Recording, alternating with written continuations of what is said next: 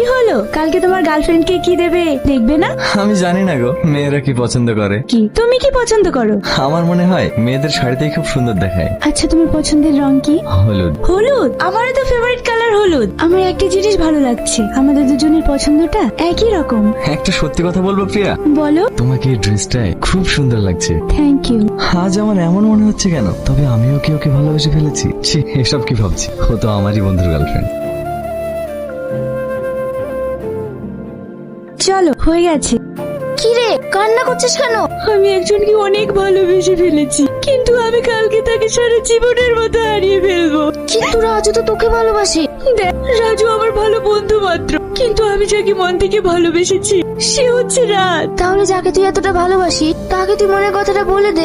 না রে, কারণ ও অন্য একজনকে ভালোবাসে। কাঁদিস না, যাকে পাওয়া যাবে না তাকে ভেবে কষ্ট পাস না।